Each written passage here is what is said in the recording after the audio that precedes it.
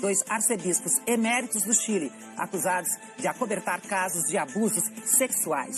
São Paulo, um dos principais acessos ao litoral, é liberado depois de mais de 30 horas. Um trem carregado de milho descarrila no Mato Grosso do Sul. As comemorações do Círio de Nazaré e a tradicional Romaria Fluvial em Belém. Sobe para 18 o número de vítimas do furacão Michael nos Estados Unidos. 8 alpinistas morrem durante uma nevasca no Nepal. Milhares de pessoas vão às ruas na Alemanha contra o racismo e a discriminação. E na crônica dos nossos correspondentes, como as igrejas da Inglaterra tentam atrair um público diferente. O Jornal Hoje está começando.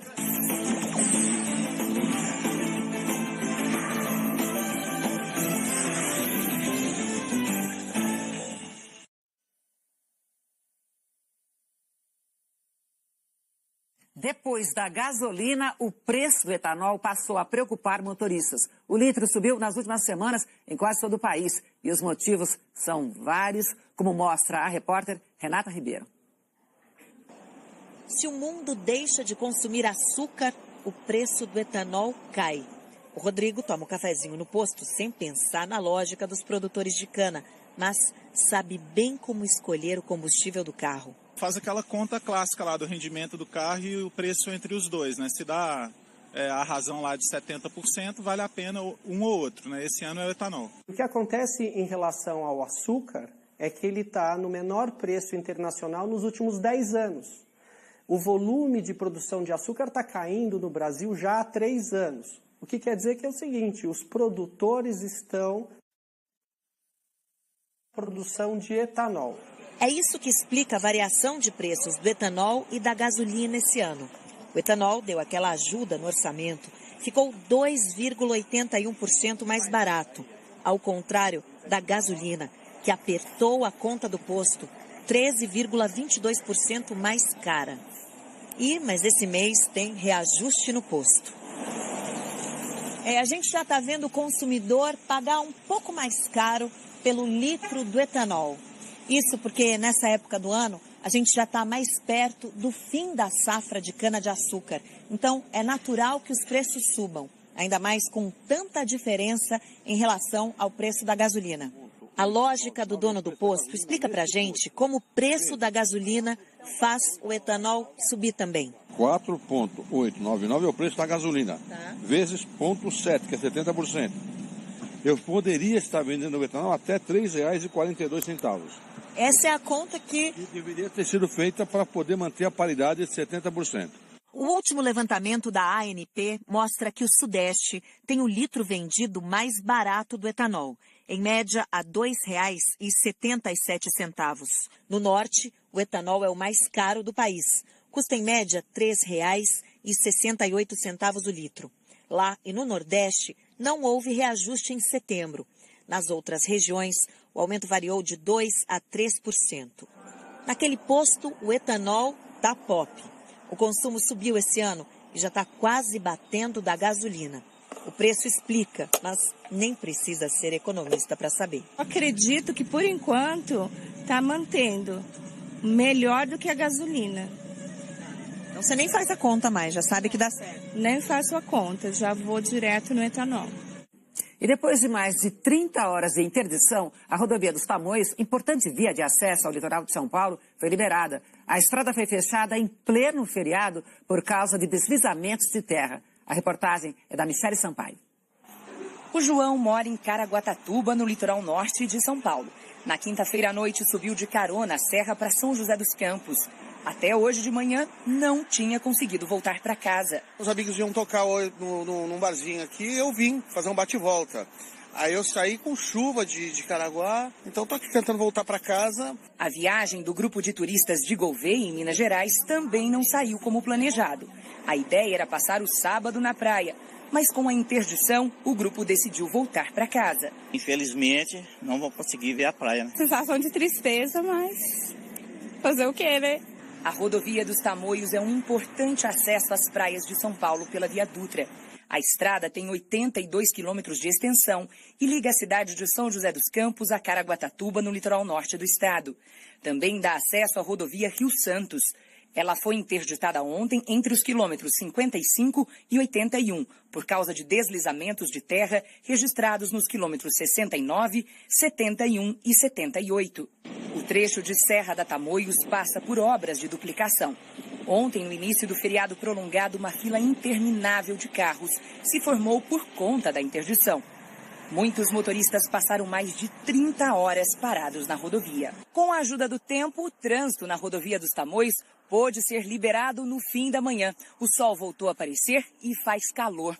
Mas essa situação pode mudar a qualquer momento, caso volte a chover forte. Uma nova interdição não está descartada pela concessionária que administra a rodovia. Quando chegar nos níveis críticos, tem a probabilidade de ser fechado, sim. Agora, as pessoas precisam compreender que esse fechamento é em prol da segurança deles mesmos. Uma mulher de 34 anos foi assassinada pelo ex-marido a poucos metros de casa, na zona sul de São Paulo. Testemunhas contaram que Renata Solante de Souza foi baleada e levada ao hospital, mas não resistiu.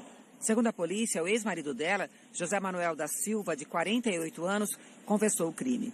A família de Renata disse que o casal estava separado havia 3 anos, mas morava na mesma casa com os 3 filhos e que José já havia agredido Renata algumas vezes. O crime foi registrado como feminicídio. Um incêndio assustou frequentadores de um bar ontem à noite em Curitiba. A suspeita é de que o fogo tenha começado na cozinha e se espalhado rapidamente pelo bar. 100 pessoas estavam no local e foram retiradas por funcionários. Ninguém se feriu. Os bombeiros usaram 30 mil litros de água para apagar o incêndio. Os proprietários do bar disseram que toda a documentação do estabelecimento estava em dia, inclusive o certificado de vistoria dos bombeiros. O rompimento de uma tubulação de água assustou os moradores e causou estragos no Rio de Janeiro. O vazamento foi de madrugada em Nova Iguaçu, na Baixada Fluminense. Várias ruas ficaram alagadas. A água invadiu casas. Muitos moradores perderam móveis, eletrodomésticos e até alimentos. As marcas da água ficaram nas paredes. Técnicos da Companhia de Água e Esgoto estão no local para fazer o conserto. Um trem de carga descarrilou hoje de manhã em Aparecida do Taboado, em Mato Grosso do Sul, divisa com São Paulo. Os 24 vagões que descarrilaram estavam levando mais de 2.000 toneladas de milho. O acidente aconteceu em área urbana, mas sem nenhuma residência por perto. De acordo com o Corpo de Bombeiros, o acidente aconteceu logo depois de a locomotiva passar por um trecho de transição do trilho. A carga ia para o Porto de Santos. Os 2 maquinistas tiveram ferimentos leves e foram levados a um pronto-socorro da cidade. Uma operação da Polícia Ambiental está procurando uma jiboia que desapareceu num prédio residencial em Brasília. Quem conta essa história é a repórter Flávia Alvarenga. 28 andares. E o perigo estava lá em cima, no último andar, e se perdeu pela fiação elétrica. Uma cobra era criada como animal de estimação por um morador do prédio e ninguém sabia. A jiboia fugiu por uma tomada que estava aberta, já que o apartamento onde ela ficava está em obras. A Polícia Militar Ambiental explicou que a cobra desceu do 28º andar pela tubulação elétrica e veio parar aqui no 23º andar. Há 4 dias, o Marcos Vinícius estava estudando e ouviu um barulho estranho dentro do armário. Na hora que foi guardar os livros, uma visita indesejada. No começo eu achei que fosse, sei lá, uma cobra de brinquedo que meu irmão tinha posto lá para me dar um susto. Só que aí começou a se mexer, aí eu levei um susto. E aí eu fui lá chamar o meu pai lá. É apavorante, né? Porque a primeira coisa que você pensa, você chega no seu quarto, no 23º andar de um apartamento, numa área relativamente urbana, tudo bem que a gente tem um parque do lado, mas uma cobra não vai nunca vir se arrastando até aqui e subir até aqui. O animal entra por aqui e aqui dentro tem um funil. Ela entra e não consegue sair. A cobra é uma jiboia da espécie arco-íris, não é venenosa e tem 1,30 m de comprimento. O comandante do batalhão explica que ela é domesticada, mas se sentir acuada, pode atacar. A gente está se cercando dos cuidados necessários para preservar as pessoas, para preservar o animal. O perfil do animal, em princípio, é um animal de natureza dócil, né? Porque nesse momento, desesperar seria a pior coisa possível, né? Mas no prédio não se fala em outra coisa. Tá difícil dormir por aqui com o sumiço da cobra. A minha esposa ficou desesperada, né? Minha esposa não abre gaveta, está extremamente preocupada. a gente está dormindo muito mal. O dono da cobra não tinha autorização para criar o animal e deve ser autuado. A multa varia de R$500 a R$5.000. Equipes de resgate trabalham para encontrar sobreviventes do furacão Michael nos Estados Unidos. O número de mortes subiu para 18. As equipes fazem buscas principalmente na Flórida, onde regiões inteiras foram dizimadas. Os lugares mais atingidos foram Mexico Beach, Port St. Joe e Panama City. A Defesa Civil dos Estados Unidos divulgou que ainda não conseguiu chegar em algumas áreas. Uma organização voluntária de resgate divulgou que está tentando encontrar cerca de 2.100 pessoas que foram registradas como desaparecidas ou que estão presas em casa em meio aos destroços no estado da Flórida. O furacão Michael, de categoria 4, chegou aos Estados Unidos na quarta-feira com ventos de 250 quilômetros por hora. Mais de 940 mil casas permanecem sem energia elétrica. Pelo menos 8 alpinistas morreram quando uma nevasca violenta destruiu o acampamento onde eles estavam no Nepal. Havia 5 coreanos e 4 guias do Nepal na expedição. Todos estavam no acampamento de base do Monte Gurja, no centro do país, quando ocorreu a tempestade. As equipes sobrevoaram a área e avistaram 8 corpos, mas não conseguiram descer por causa das condições do clima. O 9º alpinista não foi encontrado. Esse é o pior desastre envolvendo alpinistas no Nepal em 2 anos. O país abriga 8 das 14 montanhas mais altas do mundo, incluindo o Monte Everest, que fica na fronteira com o Tibete. Milhares de pessoas marcharam em Paris para pedir ações contra as mudanças climáticas no mundo. Os manifestantes querem convencer os políticos a agir contra as mudanças climáticas. Essa é a segunda manifestação feita por esses organizadores e com o mesmo tema. A primeira foi provocada pela surpreendente demissão do ministro do Meio Ambiente da França, Nicolas Hulot. Ele tinha uma alta popularidade e pediu demissão enquanto dava uma entrevista ao vivo para uma rádio. O ex-ministro alegou que não conseguiu fazer avanços políticos significativos na luta contra a destruição do meio ambiente e preferiu deixar o cargo. Aqui no Brasil, o sábado começou com temporais no sul do país. Vamos então conversar com a Eliana Marques, ver como fica o tempo agora à tarde. Boa tarde, Eliana. Boa tarde, Zileide. Boa tarde a todos. Olha, nas próximas horas deve chover mais no sul do país, principalmente em Santa Catarina e no Paraná. E já choveu muito hoje em cidades que ficam mais ao oeste da região. Grandes volumes começaram a ser registrados na madrugada, praticamente não parou de chover até agora e a gente destaca algumas regiões onde já choveu bastante. São Miguel do Oeste, no oeste de Santa Catarina, Planalto, no oeste do Paraná e Frederico Westphalen, no norte do Rio Grande do Sul.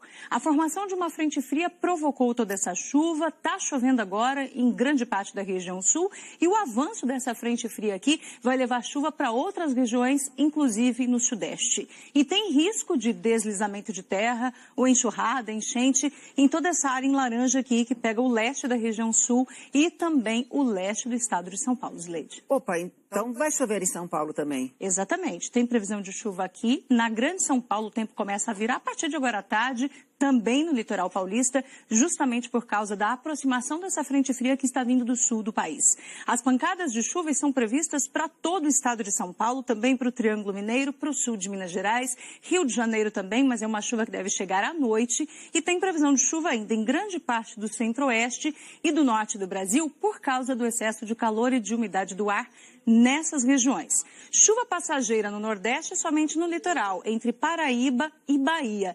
E sem chuva hoje nas regiões que estão em amarelo aqui no mapa. Então, entre o Amapá, passando por grande parte do Nordeste, Distrito Federal, norte de Minas, Espírito Santo, norte do estado do Rio de Janeiro e também a metade sul do Rio Grande do Sul.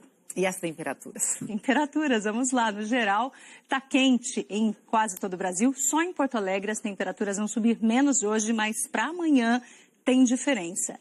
Enquanto hoje Porto Alegre está com máxima de 21 graus e praticamente todas as outras capitais aí, perto dos 30 graus ou bem mais que isso, amanhã a temperatura máxima vai despencar. Em Curitiba, São Paulo e Rio, uma queda de cerca de 10 graus em relação à máxima que vai ser registrada hoje à tarde.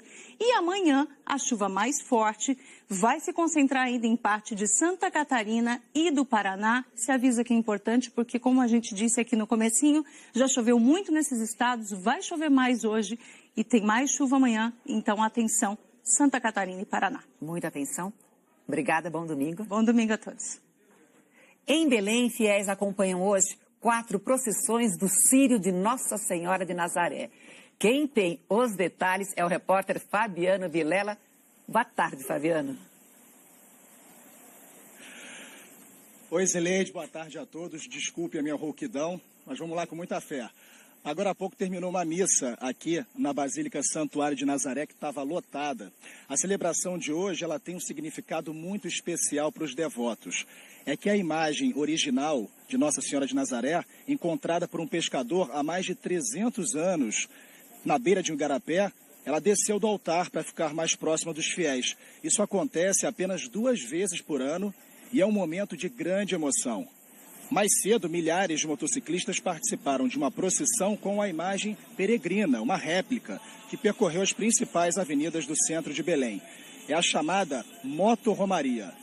À noite, está prevista mais uma procissão em que milhares de estudantes costumam vir agarrados à corda dos promesseiros, em um percurso de quase 4 quilômetros.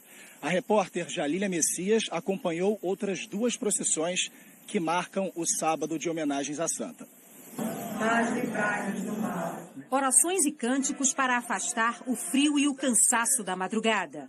Quem se sente abençoado vem de longe e a qualquer hora para ficar mais perto de Nossa Senhora de Nazaré. Sou mãe solteira, desempregada, pedindo emprego. Muita emoção tá aqui. Depois da missa, o reencontro com os fiéis nas ruas de Belém. Uma prova de fé para corredores e ciclistas. Todos os ângulos revelam imagens de gratidão. Pais carregam filhos para pedir bênçãos. Hoje eu estou pedindo só pela saúde dela, que ela fique sempre bem, seja uma criança feliz. O Pedro custou tanto para chegar que a vovó fez promessa. Ela demorou para engravidar, né? Aí a gente fez o pedido para Nossa Senhora, aqui alcançando a graça, né? A espera pela imagem de Nossa Senhora de Nazaré é tradição e tira sempre muita gente de casa. Em cada canto do trajeto fica assim, olha só. Essa turma de crianças está ansiosa e ensaiou bastante para cantar para a Santa. A imagem passa depressa e recebe a homenagem. Gostei, amei. Foi muito legal. Cantei do meu coração. Hoje o ritmo das peregrinações é intenso. Descanso só no fim do dia. Depois de 24 quilômetros e 2 horas e meia de procissão, a Santa foi levada para uma corveta da Marinha e atravessou o rio. Centenas de embarcações seguiram atrás.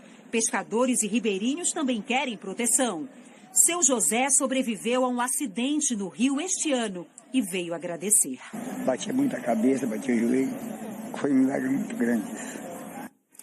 Durante a procissão, 2 barcos se envolveram num acidente. Segundo o Corpo de Bombeiros, 10 pessoas ficaram feridas. 2 delas sofreram queimaduras de 2º grau. Todas foram socorridas. Eleição presidencial. Hoje, o candidato do PSL à presidência, Jair Bolsonaro, disse que o melhor plano para a saúde é ter emprego. O candidato passou a manhã gravando programas eleitorais no Rio de Janeiro. Jair Bolsonaro passou o início da manhã em casa, na Barra da Tijuca, zona oeste do Rio. Às 9h20, o candidato saiu para gravar participações no horário eleitoral no bairro do Jardim Botânico, zona sul da cidade. No fim da manhã, Jair Bolsonaro interrompeu as gravações de campanha para conversar com os jornalistas. Entre as propostas de governo, o candidato do PSL falou sobre saúde. Você tem que combater a corrupção, porque exatamente para que sobre recursos para você aplicar onde interessa. Eu estou com uma bolsa de colostomia aqui do meu lado. São mais ou menos 200 mil pessoas no Brasil que têm o mesmo problema que eu tenho no momento. E eu sou um privilegiado. Como é que se ataca esse problema? Alguém que realmente tenha amor pela saúde para ocupar um ministério e determinar que se trabalhe para o bem da população e não para atender interesses políticos partidários, que é uma regra. Agora, o melhor plano de saúde que se pode ter é emprego. E uma pessoa desempregada está propensa, né, a frequentar com numa maior intensidade os hospitais. Bolsonaro falou também sobre o que pretende fazer para combater a violência. Primeiro é escalar o time, dessa forma. A outra é um pacote de medidas para que nós possamos, num primeiro momento, diminuir a violência em nosso Brasil. Eu tenho uma máxima. Eu não quero ninguém sofrendo, sendo torturado, passando necessidade numa cadeia. Mas no que depender de mim, a polícia de encarceramento se fará presente. E o conselho que eu dou agora para quem quer fazer a maldade. Tá? Se não quiser ir para lá, não faça a maldade. Passa por aí. O ser humano só respeita o que ele teme. E nós temos que mostrar para o ser humano, se ele cometer um crime, ele vai pagar. E no que depender de mim também, do parlamento, obviamente, não teremos progressão de pena, muito menos saidões.